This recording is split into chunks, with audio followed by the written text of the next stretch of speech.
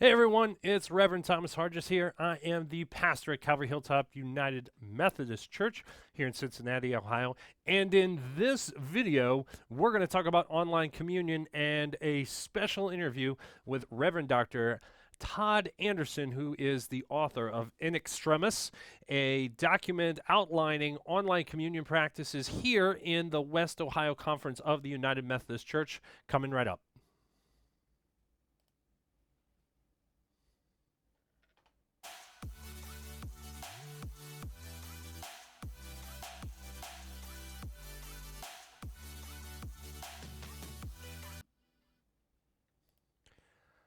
All right. I'm not going to talk too much today. We interviewed the Reverend Doctor yesterday afternoon from his porch. And so we're going to play that video. We're going to watch along together. So let's roll.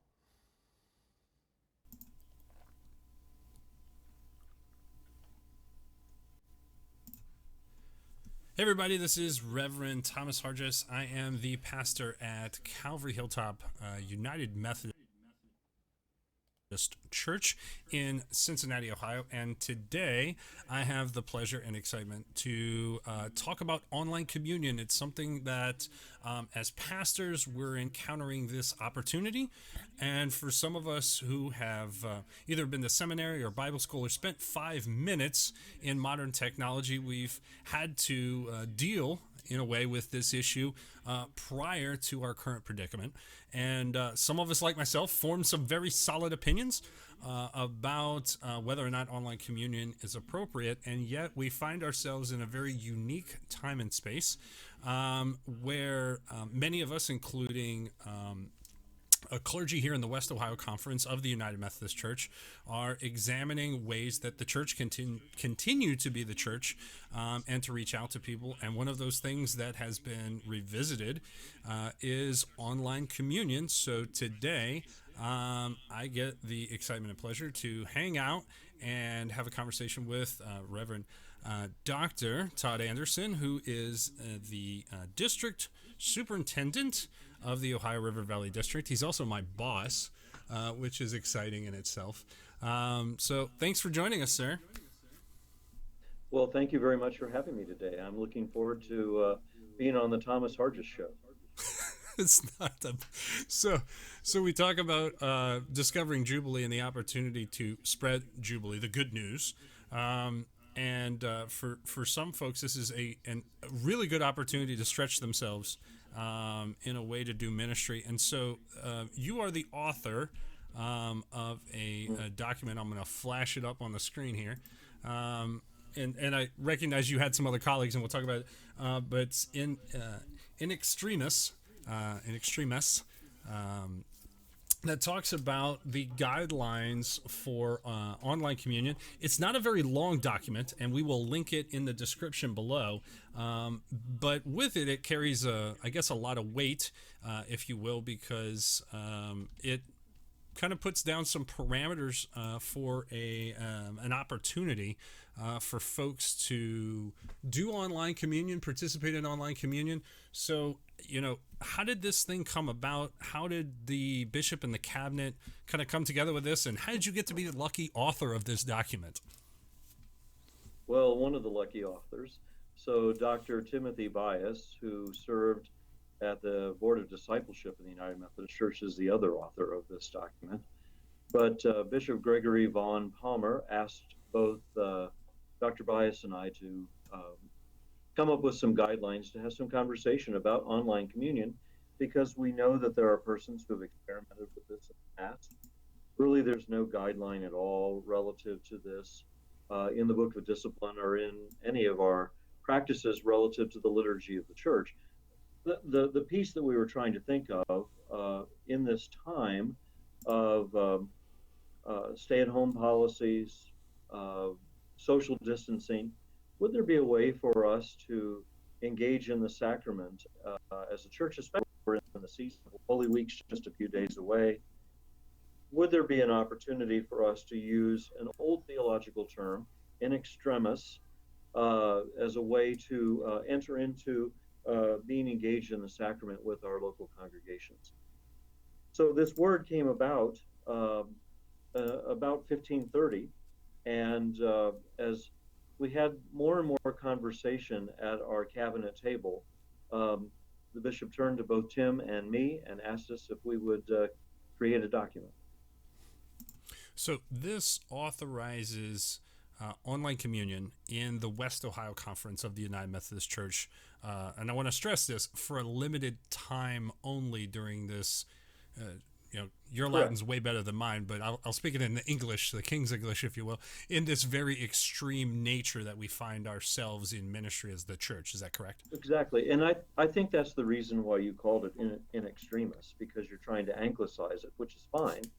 But the idea is that it connects with an extremely different season in the life of our ministry and the life of the church. And so, is there a way for us to minister to persons? The pushback immediately is, well, hey, we could just do a love feast. Well, absolutely. Sure, you can do a love feast. We've had love feast available to us for a long time. Most churches practice Holy Communion more than they practice love feast. So here's an opportunity to regain the love feast tradition, an opportunity to maybe think theologically about how we might do things differently relative to using online communion in this very difficult time in extremis. So I'm going to put on the screen here. I looked at 5 key elements, and I'm a wordsmith. I pay attention to the words people use because I think I don't think you put this document together lightly. And so when I see the word necessary, here's what is necessary. It's also in bold. I think that's the other thing is that it's clearly in bold. These 5 elements are necessary for expression, celebration, or participation.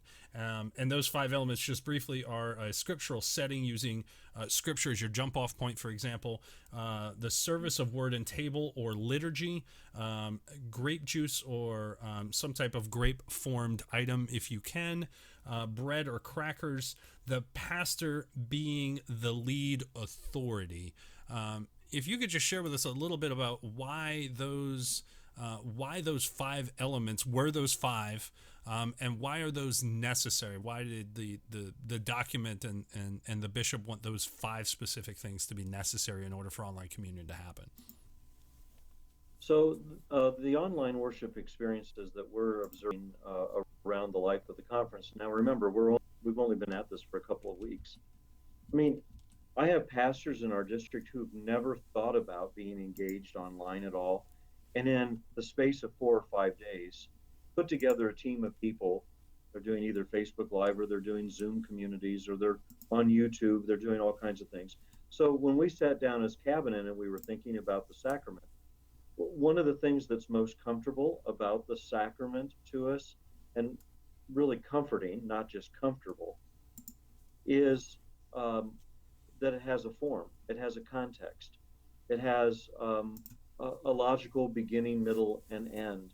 And it is in itself a part of the worship experience. And so what we're trying to bring to people in the midst of this time of social distancing is a little bit of what they're used to. So when we gather for worship in one of our local churches, this kind of formula, this context to them. So we are suggesting to everybody that these are the things that we believe are necessary to create the context that allows us to experience this very holy thing that we call communion.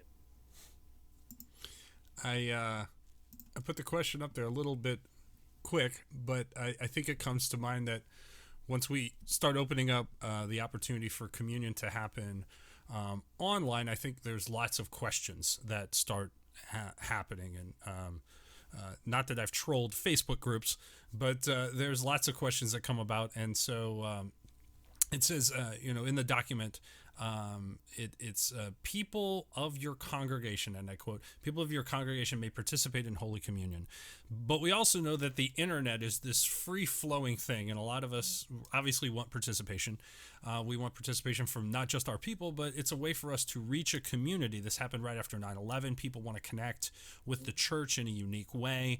I think the church has good news in this time of uncertainty, and the church is a stable place. So I do think that there's the opportunity for many different visitors to interact. And by visitors, I mean people that aren't in the regular nature of attending at our particular local church. So Wesley also welcomed to the table people who were unbaptized. Now, he also said, let's get them baptized right away, but he kept it as a very open table. So what guidance would you give pastors for guests who may be joining during this special time of online communion during this liturgy? Should churches promote that they're having online communion outside their congregation? Well, I think that would be up to the local congregation to do that. I don't know why you wouldn't advertise that. I did not include this in the document, but I did have an interesting experience early in my ministry. One of our college kids brought his roommate with him to Christmas Eve worship, and in this particular church, we had one of our Christmas Eve services was a Eucharistic service, and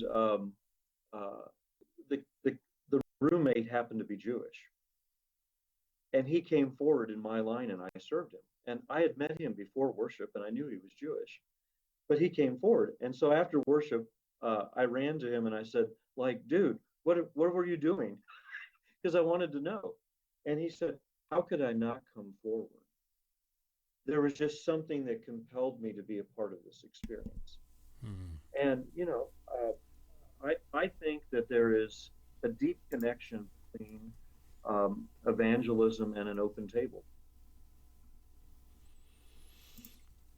And that there's nothing wrong with that. I mean, part of why Wesley included people who were not members of the authorized church is because there were people who were left out and marginalized from the authorized church. And he wanted to reach those people. And so they were invited to come of their free will and their own accord. And so if someone happens to stumble in onto one of our worship services and it's for some initiatory rites relative to getting ready to do the prayer of great thanksgiving, and we invite people to get some elements to join in the communion ritual, I don't understand why that would be problematic for people. I think one of the quotes, I shared this with you earlier, that I shared with one of my friends who I would call as a high sacramental theology person, probably would not do online communion. That he said, and after I read this document, it's definitely one of those things that made me pause, because he said, man, I wish the 2020 Thomas could go back and talk to the 2013 Thomas when you were in seminary advocating there's no way online communion should ever happen and blah, blah, blah. But we do find ourselves in a very unique situation where this is an opportunity to extend grace to folks in a unique way. One of the examples that you gave in the document, which I thought is both powerful, but it also sets up a bit of a precedent, if you will. So the example of your baptism, and if you want to read the document, you can click the link below and you can download it if you're watching or listening. It's an example of you baptizing someone, and the family was Catholic, and you were in the process of becoming an ordained Methodist clergy, and you were not ordained at the time, and you participated in the baptism. And the funny thing is, because I happen to know this subsection a little bit, the Catechism of the Catholic Church, 1256, if you're reading at home and scoring at home, it's opening day. 1256 says that the ordinary ministers of baptism are to be the bishop and the priest, and also the deacon, but in case of necessity, anyone, even a non-baptized person with the required intention, can baptize by using the Trinitarian baptismal formula. And I'm just reading from the Catechism here. The intention required is to do the will of what the church does when she baptizes, she being the church. And the church finds this reason for the possibility in the universal saving will of God and the necessity of baptism for salvation. Now, baptism is a necessity for that particular tradition or tribe, if you will, in our Christian faith. While communion's not a salvational requirement, it doesn't have really a provision in the Catholic tradition or even in the Eastern Rite for laity participation when it comes to consecration or an extreme situation to take it outside of the normal context. So all of that to set up this magical question, what would you say to some of our colleagues who have a position that communion should be more reflective of the Lenten journey, a sacrifice that produces a longing, a satisfaction. At the end, like Easter, we have this season of longing that's satisfied by the celebration of the Eucharist in person when this extreme situation has passed over. I think all of those themes kind of chime into the question and a pushback, if you will, since it's not a salvational requirement. Sure. Well, the whole purpose of the document and weighing in on that is because we were responding to pastoral need. If the clergy of the church and the theologians of the church are the keepers of the sacrament, what's the point of having a church? The sacrament is to be given to the people so that we can celebrate in and to experience the grace of Jesus Christ in our lives. It's not a salvation experience, but it certainly is a moment of deep grace, an opportunity for us to think about as United Methodists all of the forms of grace that we talk about: prevenient, justifying, sanctifying grace. All of these pieces can be found in the midst of the sacrament. In fact, on the Board of Ordained Ministry, I always like to ask that question of people when they come before my team is, can you talk to me about the sacraments using the three forms of grace that we talk about, prevenient, justifying, and sanctifying grace? It's a fun question, and it's really fun to sit back and listen. And it's sad sometimes that there are lots of people who want to be ordained in our denomination that cannot answer that question. So I'm gonna give you the horrible question because I sent these in advance, and so it's the, if you will, the Pandoras Box question, because we don't really know how long this extreme situation could last. We've had online communion for a while in our denomination and many other denominations, and I don't want to use the term renegade, but a lot of folks have been doing this with varying degrees of authorization by ecclesial authorities, if I'm going to use fancy language, right? So do you think this might be hard to end this online sacramental expression? Because I think you make a really valid argument that this is a sacramental expression. If we're in a longer state of separation, that we're not able to reestablish contact with our congregations meeting in a common space for 6 or 8 months. It's I say crazy, but it's not that hard for something that is in an extreme situation to then become commonality, especially if it's meeting a need. Right. Well, let me come at this from a way that you're not expecting.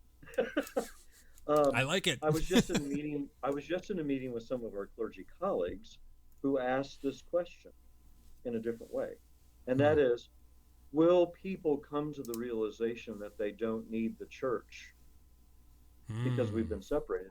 And see, that's a very, very institutional thing about the church, because far too often we always think of the church building when we think of the church. But in the New Testament, the word ecclesia, which is translated church, was always about a spiritual body.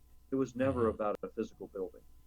Correct. So the question is, can we, because we're constant, rats, it just popped out of, we believe in consubstantiation. So we believe that spiritually present in the Eucharist. If you and I are having this conversation, Thomas, is it not possible that Jesus could be spiritually present, you and me, even though we are separated physically from each other, but we are gathered through a medium where we can be spiritually present for each other? Well, I would make the argument that prayer by its very nature is not bound by physicality. So if we believe in prayer, Yeah, there you go. that's not limited by time or space, because we've got the situation of heaven and Jesus, and I mean, the laughable thing is we talk to a dead guy, and so it is one of those unique Well, things that, yeah, I think if you but stretch it. Yeah. Mhm. your real question is the horse out of the barn? And some people may still continue to do that. We're not advocating that people continue this. We're saying that this is for a season. But I would also suggest that any time that there is change in the church, and you can go back and reread your Walker history book on the church's history, anytime there's been change, there's always been pushback. And I don't know, maybe the church is changing now. Maybe this experience is causing us to think about ways to reach out in ministry that we just never have really entertained. Well, I would agree with you. Am I leaving anything out that you want to cover? The document is very simple. I think that the fact that you made it simple, it makes it easy to read and comprehend. I think No, in practicality, I think sometimes, to your point, what this does in the future, it becomes one of those questions. But anyway, what did I leave out? Did I leave out anything? Because I want to make sure well, you thank get. you. Thank you for the compliment. Yeah, thank you for the compliment about the document. We wanted it to be, we were responding to a pastoral need. We're trying to maybe get ahead of the wave of pastoral questions Hmm. relative to Eucharist during Holy Week in particular, but also thinking about the of the comfort that the sacrament brings to us in the midst of a pretty trying time. And so that was the entire goal. It was never any greater than that. And I think that we were able to pull it off in a relatively short period of time. Tim and I only worked on the document for a day and a half, and spent some time perfecting it with our colleagues. And in its form, it's a document that all of us, including our bishop, endorse and affirm. Thank you for your time. I very much appreciate you at a professional level, and for taking your time to hang out on your three-season porch. It's a beautiful day here in Ohio. It is. Y'all, It it's a would have been a beautiful day out. beautiful. It's 67 degrees. It would have been. It'll It's be all good. 32 tomorrow. It's Ohio, so. Probably will. It's Thank you Ohio. so much, and we'll talk to you soon, sir. Hey, thank you very much. Thank you for the opportunity. And we want to once again thank the Reverend Dr. Todd Anderson for his time, and for the other district superintendent, Tim Bice, who he referenced in that document. I'm sure that in very short order, they had lots of intense fellowship conversations about how to assemble that document. If you want to read that document below, it is in the link. It is the outline of online communion practices here for the United Methodist Church in West Ohio. It is the document that will guide our online worship with communion if you so choose. And if you have extra questions, put them in the comments below. If you like more videos like this, hit that subscribe button, like and share this. We come here every day, 10 a.m., to talk about Jubilee, how the church is alive and full of grace. And we just want to send you apart with this blessing. Don't worry about tomorrow, for God is already there. We'll see you guys tomorrow morning, 10 a.m. God bless you.